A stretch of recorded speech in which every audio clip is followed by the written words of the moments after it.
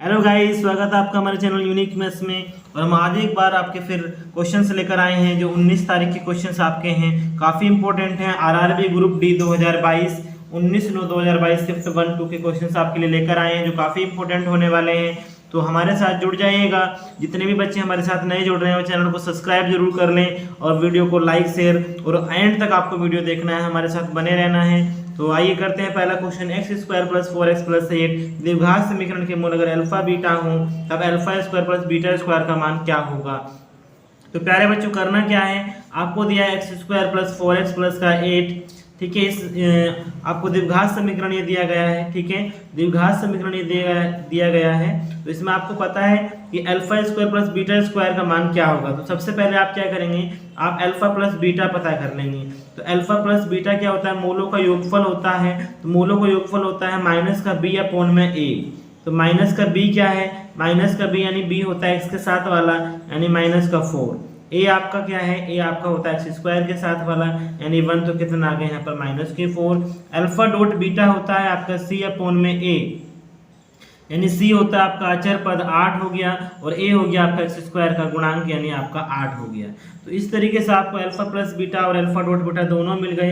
अब आपको निकालना है α² + β²। तो एक फॉर्मूला मैं आपको बता दूं कि अल्फा प्लस बीटा का स्क्वायर बराबर होता है α² + β² + 2α बीटा। अब आपको क्या करना है, α² + β² निकालना है। तो कैसे निकालेंगे, आप इस 2α बीटा को इधर माइनस में ले आएंगे। तो अल्फा प्लस बीटा का स्क्वायर -2α बीटा बराबर होगा α² + β², ठीक है। तो अल्फा प्लस बीटा माइनस का 4 आपको है, ठीक है। -2 अल्फा डॉट बीटा कितना है, अल्फा डॉट बीटा आपका 8 है = α² + β², ठीक है। ये ध्यान करेंगे, 4 का स्क्वायर 16 होता है, 8 दूनी भी 16 होता है। α² + β² यानी 16 + 16 - 0 हो गया। तो α² + β² कितना आ गया, 0। तो जो ऑप्शन आपका 0 दिया होगा वही आपका क्या हो जाएगा, आंसर हो जाएगा। अगला क्वेश्चन आपका आता है 500 रुपए का 10% वार्षिक ब्याज की दर से 2 वर्ष का कंपाउंड इंटरेस्ट व सिंपल इंटरेस्ट का अंतर क्या होगा। यानी 500 रुपए का 10% वार्षिक ब्याज की दर से 2 वर्ष का आपका चक्रवृद्धि ब्याज व साधारण ब्याज का अंतर पूछा गया है। तो प्यारे बच्चों, मैंने पहले भी आपको बताया है कैसे करना है क्वेश्चन, बड़ा ही शॉर्ट ट्रिक है। जब भी आपको 2 वर्ष का अंतर पूछे कंपाउंड इंटरेस्ट और सिंपल इंटरेस्ट में, तो आपको फॉर्मूला लगाना है PR²/100²। ये फॉर्मूला कब लगाना है, जब आपसे 2 साल का पूछा जाए कि 2 साल का अंतर बताइए, ठीक है। तो P होता है प्रिंसिपल यानी P आपका 500 दिया है, R आपका रेट यानी 10 दिया है तो 10 गुने में 10 हो जाएगा और ये आपका 100 का स्क्वायर यानी 100 × 100 हो जाएगा। तो 2 0 से 2 0 कैंसिल हो गई, यहाँ भी 2 0 से 2 0 कैंसिल हो गई। तो आंसर कितना आ गया प्यारे बच्चों, आपका आंसर आ गया 5। तो जो ऑप्शन आपको 5 दिया है वो आपका आंसर होगा। यानी कंपाउंड इंटरेस्ट और सिंपल इंटरेस्ट का अंतर कितना है, 5 है। और आपको मैं बता दूं, अगर आपसे 3 ईयर का पूछ लिया जाए कि 3 ईयर का क्या अंतर होगा, तो आपको उसमें क्या करना है, उसके लिए मैं आपको फॉर्मूला बता देता हूं। उसका फॉर्मूला होता है PR² 300 + KR/100⁵।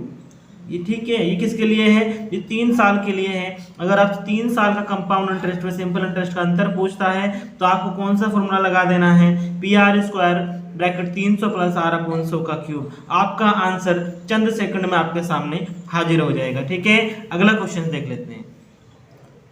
अगला क्वेश्चन आपका आता है क्वेश्चन नंबर 3। आपको दिया है इस तरह का डायग्राम की एक रेखा L है, दूसरी रेखा M है और दोनों रेखा आपके समांतर हैं, तब 2x - y का मान क्या होगा। तो सबसे पहले मैं आपको बता दूं कि आपको ध्यान करना होगा कि अगर इस तरीके से आपको कोई तिर्यक रेखा मिल जाए और 2 पैरेलल यानी 2 समांतर रेखा मिल जाए तो एंगल कैसे होता है, मैं आपको बता देता हूं कि यहाँ पर जो 60 एंगल दिया गया है और ये x दिया गया है, ये आपके कौन से एंगल हैं, ये क्रॉसपोंडिंग एंगल्स हैं, ठीक है। ये आपके संगत कोण हैं। तो संगत कोण हमेशा कैसे होते हैं, बराबर होते हैं। संगत कोण कैसे होते हैं, हमेशा बराबर होते हैं। तो आपको पता हो गया कि जब संगत कोण है तो जितना ये होगा उतना ही ये होगा, यानी x कितना हो गया, 60 हो गया।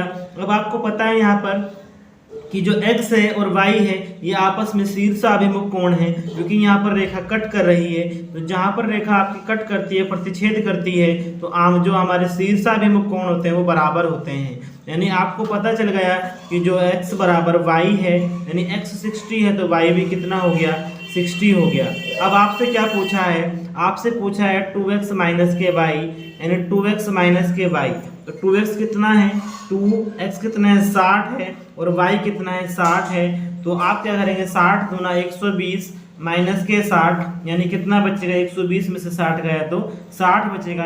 यानी फाइनल आंसर भी कितना आया, 60 आया। तो ये आपको ध्यान करना है, जो भी ऑप्शन आपको 60 दिया हो वो आपका आंसर इसमें करेक्ट हो जाएगा।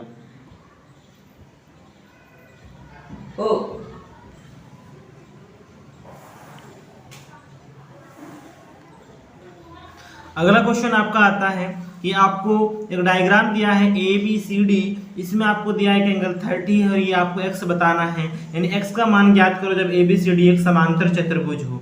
तो समांतर चतुर्भुज की प्रॉपर्टी आपको पता होनी चाहिए ना, सारी प्रॉपर्टी से कुछ ना कुछ क्वेश्चन बन जाता है। तो हमेशा ध्यान रखना कि जो समांतर चतुर्भुज होता है आपका, उसके जो विकर्ण होते हैं आपस में एक दूसरे को समकोण पर काटते हैं, और जो आपके आमने सामने कोण होते हैं वो बराबर होते हैं, और जो आपके संगत कोण होते हैं उनका जो टोटल होता है वो 180 डिग्री होता है, और जो आपके विकर्ण होते हैं वो आपस में अगर देखा जाए तो जो एंगल होते हैं वो एंगल्स को बाइसेक्ट करते हैं। ठीक है, एंगल को समद्विभाजक करते हैं, जितने भी आपके इसमें विकर्ण हैं, दो विकर्ण हैं वो बाइसेक्ट करते हैं। ये प्रॉपर्टी आपको सबको ध्यान रखनी है। ठीक है, तो हम आपको ध्यान बता दें कि जो ये एंगल होगा, ये कंप्लीट एंगल अगर एक ही हम बात करें और ये कंप्लीट एंगल हम बी की बात करें, तो दोनों आपके संगत कोण हैं, तो दोनों मिलाकर के आपके कितने डिग्री हो गए, 180 डिग्री हो गए।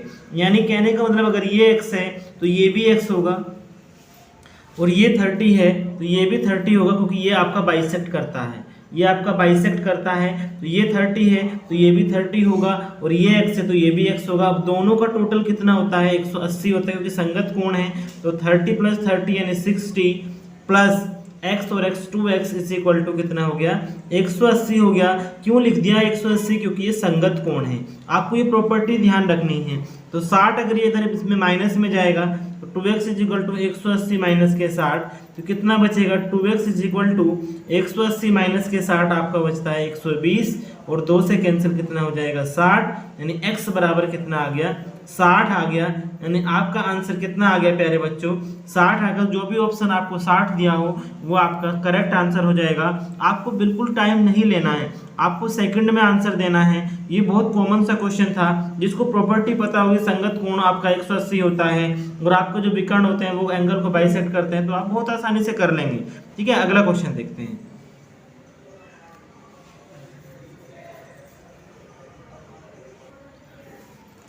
अगला क्वेश्चन आपका देखते हैं। अगला क्वेश्चन दिया है आपको, ये आपका ऑपरेशन वाला क्वेश्चन बहुत आ रहा है, ब्रैकेट वाले क्वेश्चन बहुत आ रहे हैं, इसमें बड़ा कंफ्यूजन बच्चों को हो रहा, करें क्या। तो मैं आपको बता दूं सबसे पहले कि जो आपका ये छोटा ब्रैकेट दिया होता है, सबसे पहले आपको इसको ओपन करना होता है। ठीक है, उसके बाद आपको जो ये आपका करली ब्रैकेट यानी मंझला कोष्ठक दिया होता है, फिर आपको दूसरे नंबर पर इसको ओपन करना होता है, और फिर तीसरे की बारी आती है कि आपका जो बड़ा ब्रैकेट है यानी जो आपका स्क्वायर ब्रैकेट होता है, आपको फिर तीसरे नंबर पर उसको ओपन करना होता है। अगर ये आपको पता है तो क्वेश्चन आपका सोल्व हो जाएगा। देखिए यहाँ पर सबसे पहले हम छोटे ब्रैकेट को देखते हैं। भाई 27 में से 20 गए, 7 बचते हैं। अब 7 यानी 21 भाग 7, यानी आपको जो बचा मैं यहाँ पे लिख देता हूँ, ये बचा 21, यहाँ पर भाग आया और 27 में से 20 गए तो 7 बचा। ठीक है, ब्रैकेट बंद हो गया, फिर माइनस आया, उसके बाद 24 आया, फिर भाग, यानी 18 में से 10 गए, 8 बचे। ठीक है, इतना काम हो गया, हमने छोटा ब्रैकेट यहाँ से ओपन कर लिया। अब 7 तिये कितने होते हैं भाई, 21 होते हैं, तो यहाँ पर 3 बचा। अब यहाँ भी 8 तिया कितने होते हैं, 24 होते हैं, यानी यहाँ भी 3 बचा।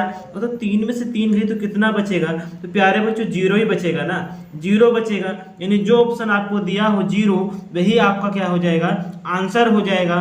तो जो भी बच्चे हमारे साथ बने हैं और जो बच्चे हमारे साथ नए जुड़ रहे हैं, वो चैनल को सब्सक्राइब कर लें, वीडियो को लाइक जरूर कर लें, ताकि आपको इस तरीके से हर रोज क्वेश्चंस डी ग्रुप के मिलते रहेंगे। आपको हर एक अपडेटेड क्वेश्चन हम आपको देते रहेंगे। जिन बच्चों का फेज अभी बचा हुआ है, फेज 4 और फेज 5 में जिन बच्चों का एग्जाम होना है, वो अच्छे से तैयारी कर सकें, क्योंकि हमारा एम है बच्चों को सिलेक्ट कराना।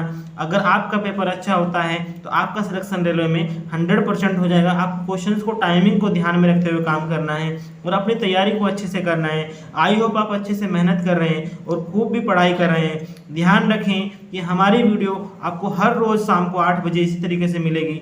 तो जो बच्चे हमारे साथ जुड़ रहे हैं वो हर रोज़ 8 बजे जुड़ें और बड़ी संख्या में जुड़ें, क्योंकि आपको देखना है, हर एक अपडेटेड क्वेश्चन आपको मिलेगा। तो इस तरीके से 8 बजे हमारे साथ वीडियो जरूर देखें।